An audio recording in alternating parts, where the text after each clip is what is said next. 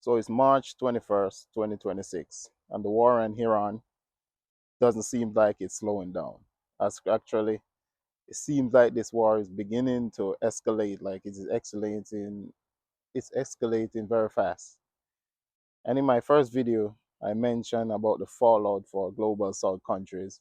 We're living in a situation where the global economy is connected. So anything happen in one region will affect the whole globe, especially poor countries that are underdeveloped. So again, we hope this thing come to an end very soon.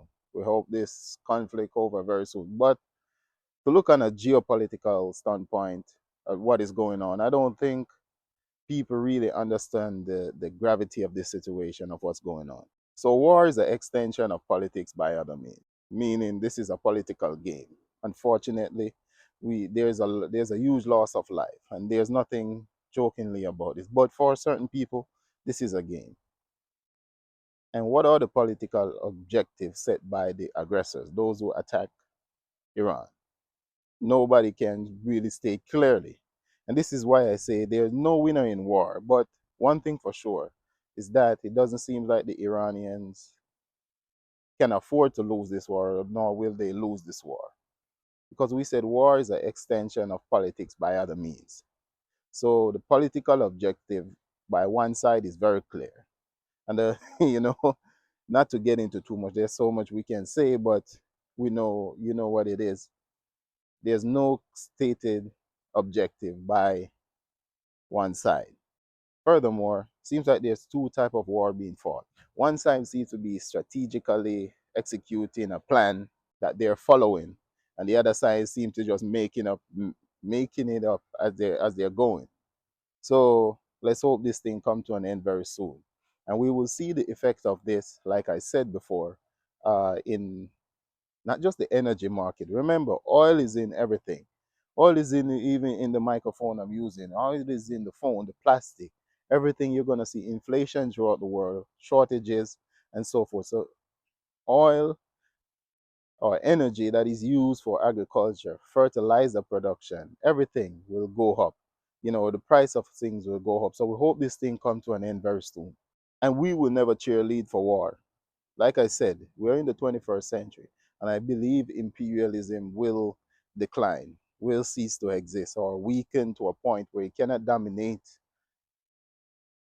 the majority of the planet. The majority meaning the global south, those of the global south. But this still, we hate to see the suffering of people. And I hope the lesson is learned from a lot of countries, a lot of African leaders, African presidents, and new leaders that are coming up, that your natural resources need to be refined and add value to in your own country. There's no way that Ghana should be exporting oil. Nigeria should be exporting oil. We heard about the Dangote oil refinery. During this time, Nigeria should be supplying, if not the whole of West Africa, with oil, or with oil products or petroleum products. But you're gonna see a lot of inflation and so forth in this region and beyond, whether it's Central Africa and so forth. Angola, huge oil producer, but it does not refine its oil. And as a matter of fact, we see the Strait of Hormuz being closed. It means that oil from Angola will not make its way to the Middle East to be refined. Where will these oil go to get refined? To Europe?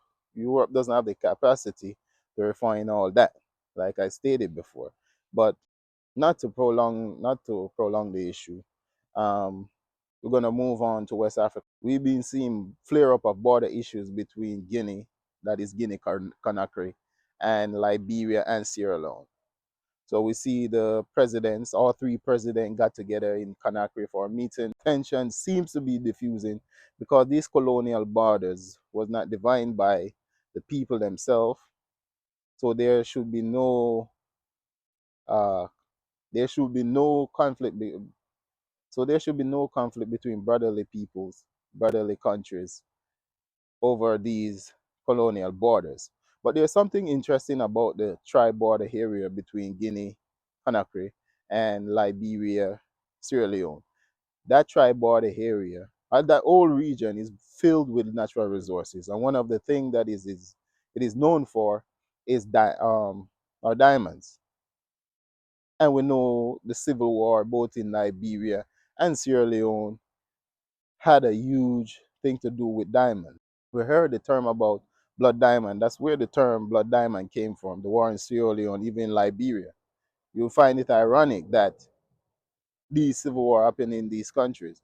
This area is rich with diamond and so forth. And it seems like the government, the neo-colonial government in Guinea Conakry, is trying to make a claim just to benefit from these resources or to pillage this area. Well, trying to grab these resources and probably sell it out to the imperialist country.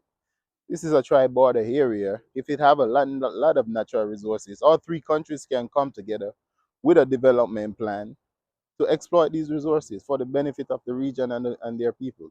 So we hope this thing get resolved very soon. We hope that there are negotiations where all three countries can benefit, the people in that area can benefit, and we don't need to see war over resources that belongs to the people.